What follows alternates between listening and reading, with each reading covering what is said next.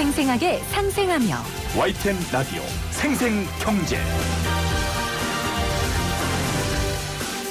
안녕하세요. YTN 라디오 생생경제 김혜민입니다.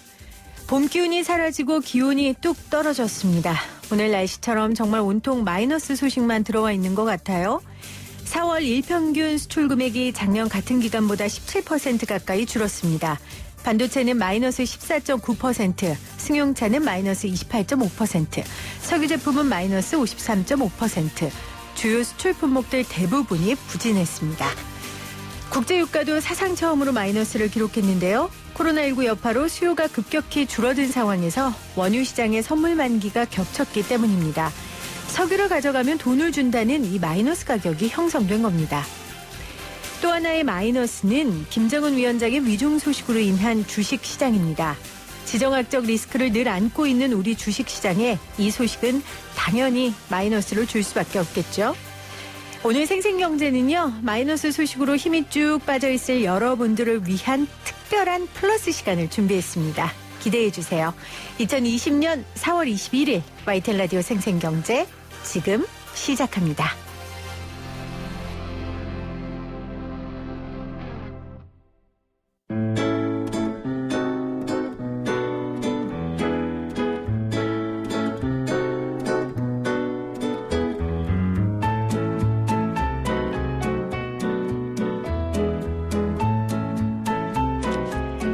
정말이지 우리는 참 이상한 나라에 살고 있습니다. 세계가 부러워하는 정치민주화도 이루고 세상에 놀라워하는 경제성장도 거두었는데 우리의 불행은 날로 커져만 가고 있습니다. 제가 최근에 정말 감명 깊게 읽은 우리의 불행은 당연하지 않습니다. 책의 일부를 제가 읽어드렸는데요. 이 책은 지금 우리가 당연하게 여기는 대한민국의 여러 문제들이 당연하지 않음을 지적하고 또 분석하는 책입니다. 저는 이 책을 읽으면서 그동안 이해가 안 갔던 우리 사회의 모습들이 이해가 가기도 했고요. 왜 내가 이걸 당연하다고 생각했지? 라는 생각을 하기도 했습니다. 우리의 불행은 당연하지 않습니다의 저자 중앙대 김유리 교수 오늘 모셨어요. 교수님 어서 오세요. 예, 반갑습니다. 제가 요즘 애들 말로 성덕이라고 하죠. 무슨 뜻인지 아세요? 무슨 뜻이에요? 페미니스타를 만날 때 하는 얘기예요. 아, 그래요? 네, 제가 예. 정말 이 책을 앞에 표현한 게 모자랄 정도로 굉장한 성찰과 예. 굉장한 지혜를 얻었습니다. 네, 그 사실 교수님 그런데 이 책 이전에 그 JTBC에서의 그 강연 프로그램으로 예. 많은 사람들에게 굉장한 충격과 성찰을 주셨는데 그 이후로 교수님의 생각을 듣고자 하는 사람들이 굉장히 많아진 것 같아요. 예, 전 그런 것 같아요. 네, 오늘 그래서 여기까지 모시게 됐고요. 예, 맞습니다. 예. 네, 자 저희 청취자분들께 인사 한 말씀 먼저 해주시겠어요?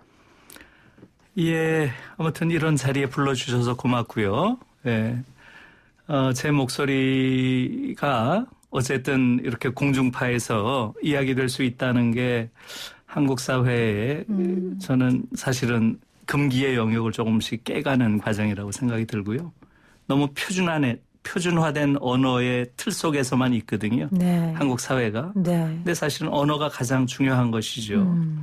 정확한 언어로 현실을 규정해야 현실을 변화시킬 수 있죠. 근데 지금 제가 보기에 한국 사회의 큰 문제는 정확한 언어로 현실을 규정하지 못하고 있다. 너무나 기만의 언어들이 한국 사회를 지배하고 있다는 생각이고요. 네. 저는 그런 맥락에서 그 기만의 언어를 좀 비판하는 네. 그런 이야기를 좀 하고 싶습니다. 예. 정확한 언어로 현실을 규정하는 게 아마 시작이다. 한국 예. 사회를 진단하고 예. 또 더 나은 한국 사회를 만들기 위한 시작이라고 말씀을 하시는 것 같습니다.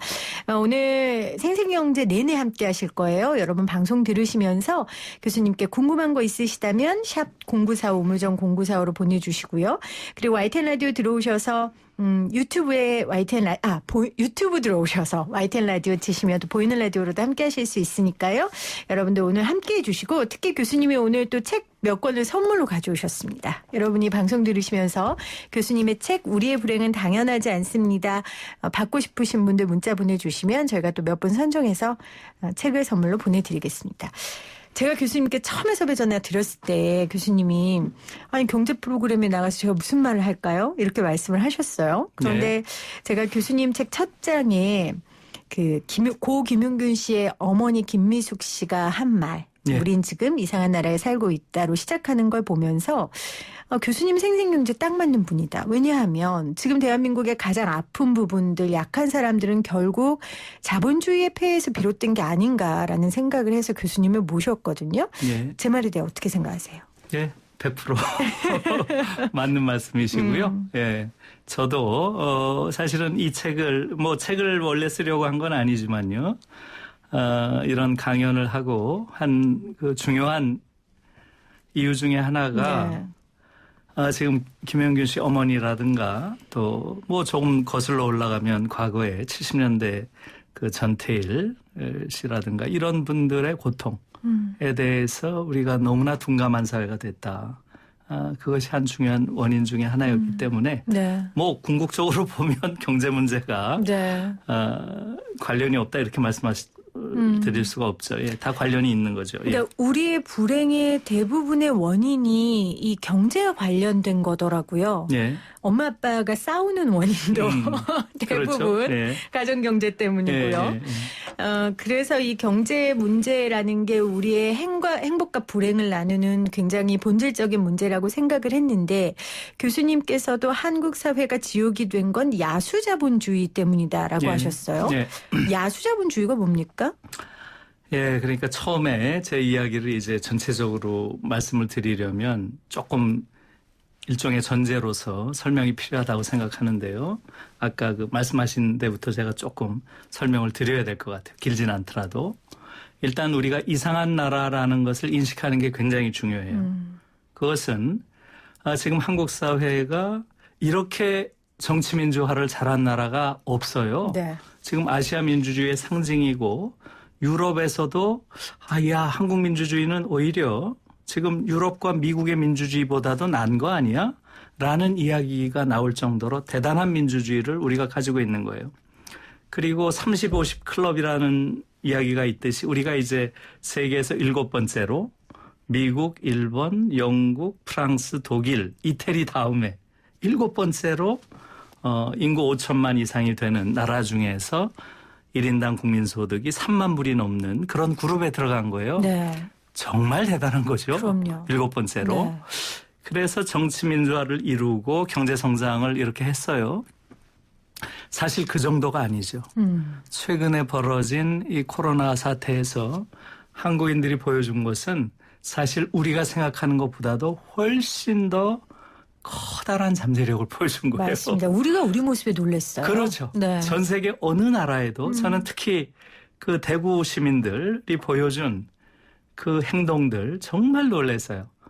앞으로 대구 시민들이 한국 민주주의를 성숙하게 하는데 정치적으로도 앞으로 큰 영향을 줄 수 있으리라고 봐요. 네. 그런 잠재력이 있다.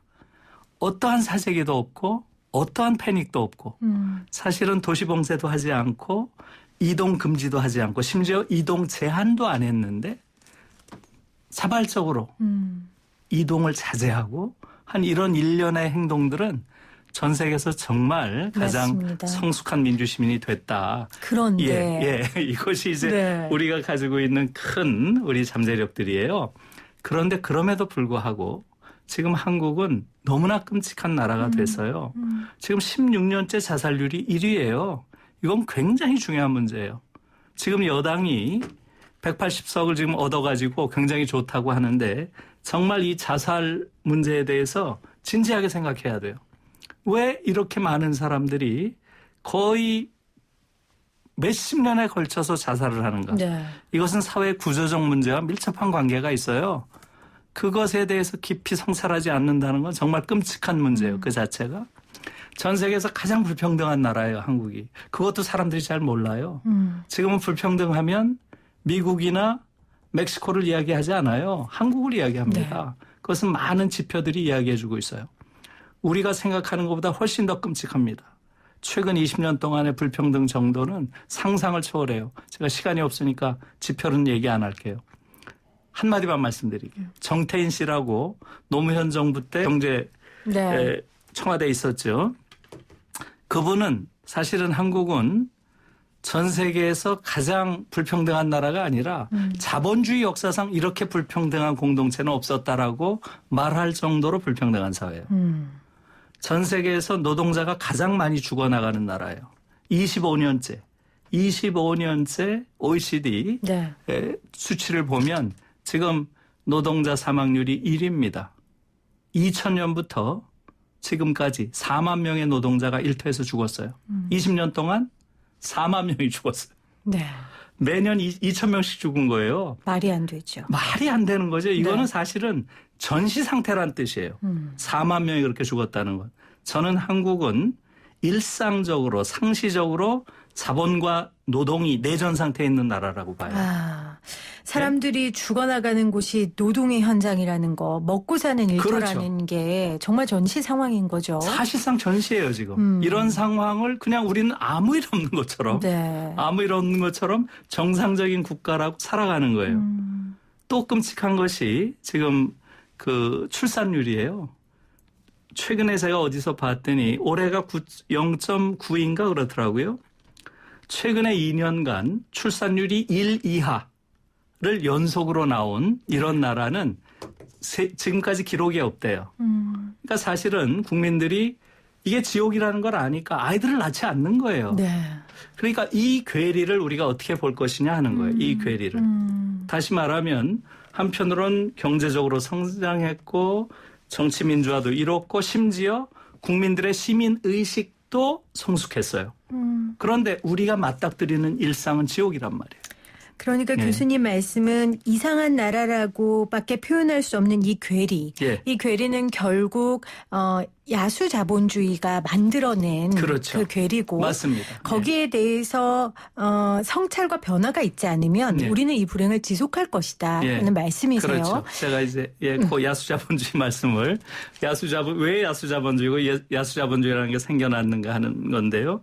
야수자본주의란 말을 한국에서는 잘 안 쓰기 때문에 저는 좀 이 말을 많이 썼으면 좋겠어요. 원래 있는 말입니까? 그렇죠. 교수님 지어내신 게 아니고. 제가 만든 말이 네. 아니에요. 독일에서는 이 말을 일상적으로 써요. 아하. 라우티어 카피탈리스무스라는 표현을 일상적으로 써요. 왜냐하면 자본주의라고 하는 것은 기본적으로 야수적 속성을 가지고 있어요. 경쟁. 예. 뭐 경쟁만이 아니라 그러니까 말하자면 자본주의가 가지고 있는 두 가지 측면을 같이 잘 봐야 되는 거죠. 다시 말하면 자본주의는 지난 21세기 내내 한 70년, 80년 동안 자본주의 시장 경제와 사회주의 계획 경제가 서로 경쟁을 했잖아요. 거대한 체제 경쟁을 했죠. 그 결과는 우리가 알고 있죠. 1990년경에 동유럽 사회주의가 다 붕괴했잖아요. 네. 그것이 뜻하는 것은 뭐예요? 역사적으로 이미 결판이 난 거예요. 자본주의 시장 경제가 인간의 욕망을 훨씬 더 효율적으로 합리적으로 충족시켜주는 체제다. 네. 그건 확실하게 결론이 생긴 거예요. 그런데 문제는 뭐냐 하면 자본주의는 이렇게 효율적인 체제인데 그건 증명이 됐어요. 문제는 인간을 잡아먹는다는 거예요. 자본주의는 자유롭게 놔두면 인간을 잡아먹는 야수라는 거예요. 그 인간을 잡아먹는 게 뭐겠어요? 기본적으로 가장 중요한 게 실업과 불평등이에요. 자본주의 시장 경제를 가만히 놔두면 어마어마한 실업과 불평등이 너무나 당연한 거예요. 그런데 한국 자본주의를 보잔 말이에요. 결국은 자본주의는 자유롭게 놔두면 그런 야수가 돼서 또 심지어 효율적인 야수기 때문에 굉장히 잘 잡아먹어요, 인간을. 저는 한국 사회가 지금 그런 상태라고 보고요. 네. 이 자본주의의 야수성을 길들이기 위해서 정치가 존재하는 거예요. 정치가. 정치는 바로 이 자본주의의 야수성을 길들이는 중요한 사회적 합의가 작동하는 장인 거예요. 그런데 한국에서는 이 자본주의의 야수성을 극대화해야 된다는 소위 이 시장에 더 강한 자유를 부여해야 된다는 소위 시장 자유주의자들, 자유시장 경제를 주장하는 자들이 의회의 99%를 차지하고 있어요. 네. 이런 나라는 전 세계에 없어요. 그러니까 정치가 야수성을 억누르고 그 야수성 때문에 통제해야죠. 피해보는 사람들을 구제해야 하는 역할을 해야 하는데 그렇죠. 대한민국의 정치는 오히려 이 자본주의의 야수성을 더 돋보이게 하고 있다. 그렇죠. 그렇죠. 그것을 부추기고 있는 그리고 그것을 정당화하고 합법화하는. 네. 말하자면 시장 경제가 더 약탈적으로 작동하도록 오히려 부추기는 네. 그게 바로 자유시장 경제를 지지하는 정당이에요. 한국에 지금 여의도에 300명이 앉아 있잖아요. 그중에 294명, 5명이 자유시장 경제 지지하고 있잖아요. 지금 정의당 정도가 조금 구하는 다른 것이죠. 이런 건 전 세계에 없어요. 이걸 아셔야 돼요. 우리 국민들이. 네. 이 부분을 너무 몰라요. 독일의 경우는 말이에요. 독일의 경우를 예를 들면 요 전회기에는 633명이 베를린 의회에 있었어요. 그중에 자유시장 경제를 지지하는 자가 제로였어요. 아, 우리가 말하는 그 자유시장 경제. 그렇죠. 지금 이 자유시장 경제, 그건 어느 나라나 똑같죠. 자유시장 경제를 지지하는 정당이라는 것은 대체로 자유당 혹은 자유민주당이라는 이름을 가지고 있어요. 여기서 자유라는 것은 인간의 존엄한 자유를 지켜준다는 게 아니에요. 시장의 자유, 기업의 자유를 이야기하는 거죠. 독일에서는 그 정당이 지난번 의회에 못 들어왔어요. 네. 한 명도 없었어요. 퇴출됐군요. 633명 중. 네. 퇴출됐어요. 말하자면. 네. 그러다 요번에 들어왔어요. 요번 회기에 들어와서 지금 11%를 가지고 있어요. 그러니까 독일에서는 자유시장 경제를 지지하는 정당이 없는 건 아니에요. 있지만 대체로 지난 70년 동안 5 내지 10% 정도의 득표를 하고 있어요. 이것은 유럽의 표준이에요.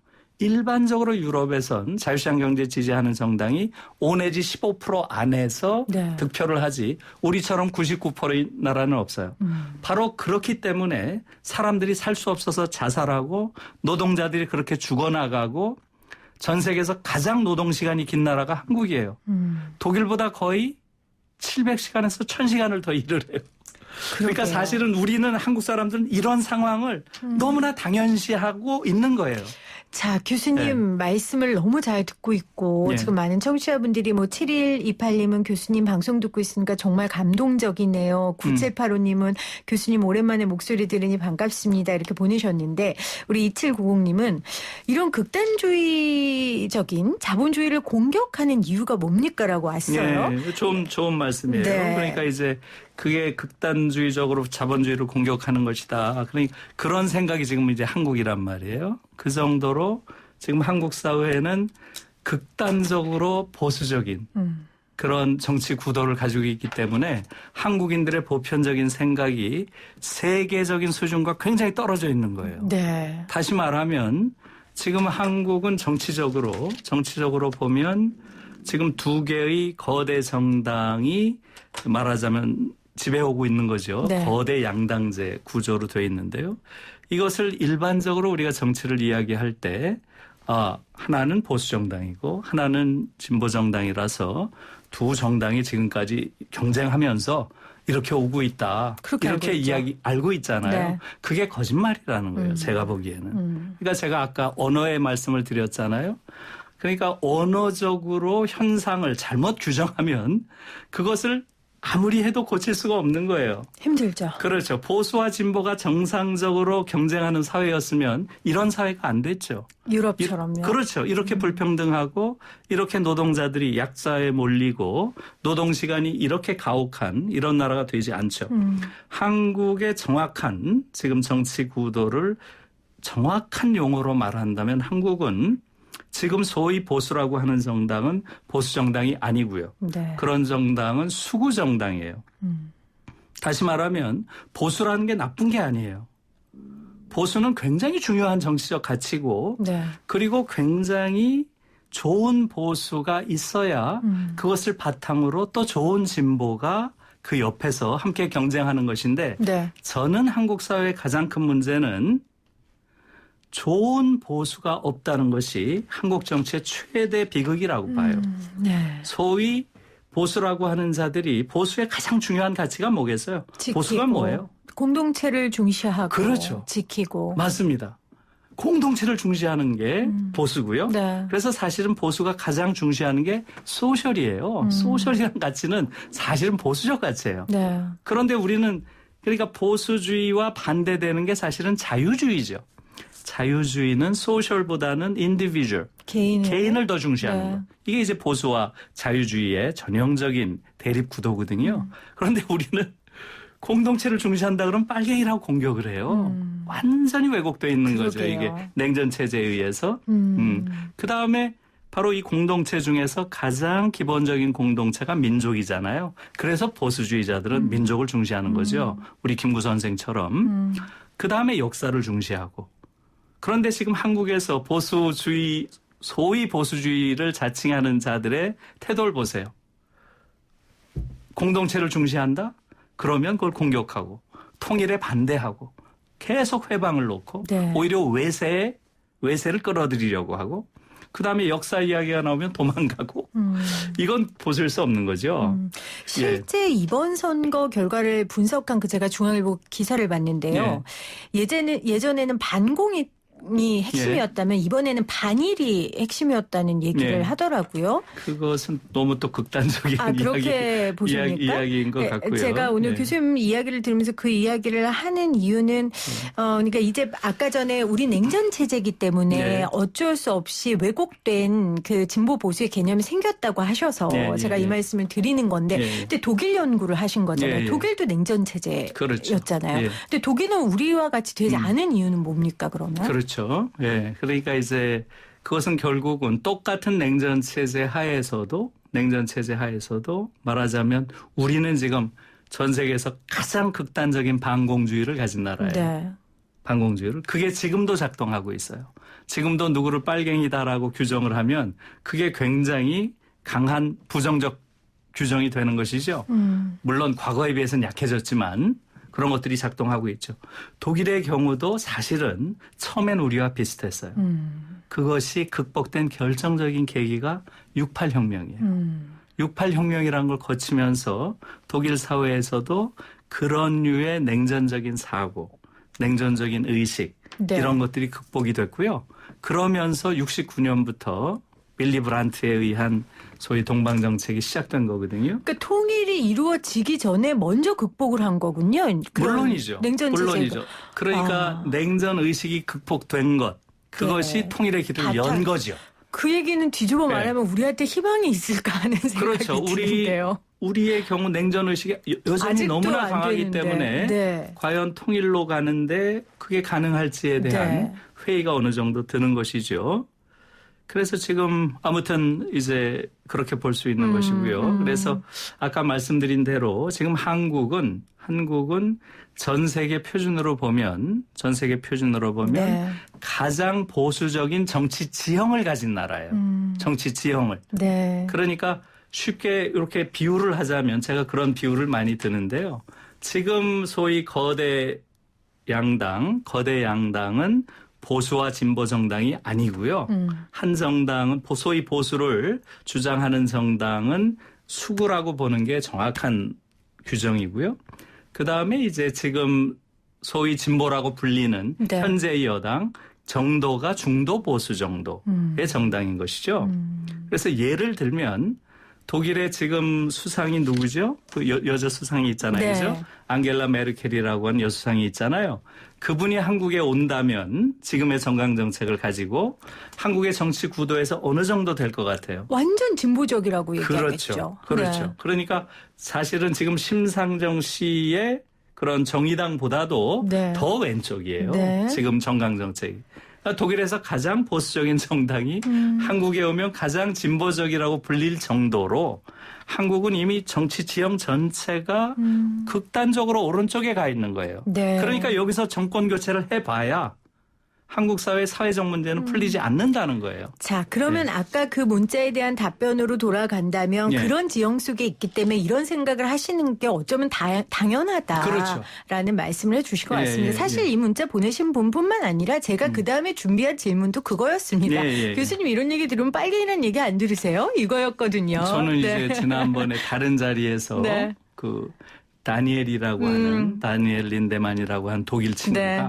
다른 자리에서 그 말을 하더라고요. 자기가 독일 얘기를 하면은 자기 댓글에 네. 빨갱이라는 댓글이 올라온다는 거예요. 네. 그걸 보고 너무나 놀랐대요. 그러니까 지금 그 정도로 한국 사회는 아까 말씀드린 대로 한편으로는 정치민주화도 이루고 또 어떤 면에서 보면 상당히 성숙한 민주의식을 가진 시민이 탄생했지만 또 동시에 다른 쪽에서는 그런 시대착오적인 네. 정치의식이 여전히 잔존하고 있는 그런 사회예요. 그건 뭐 과도기에선 불가피한 일이죠. 네. 자, YTN 라디오 생생경제 오늘 우리의 불행은 당연하지 않습니다의 저자 김누리 교수와 함께하고 있습니다. 제가 왜 이분을 모셨는지 여러분 방송 들으시면서 아실 것 같아요. 예, 저희가 2부에서도 계속되니까요. 지금 준비한 질문에 2개밖에 하지 못했지만 제가 부지런히 교수님께 또 궁금한 점들 여쭤보도록 하겠습니다. 광고 듣고 올게요.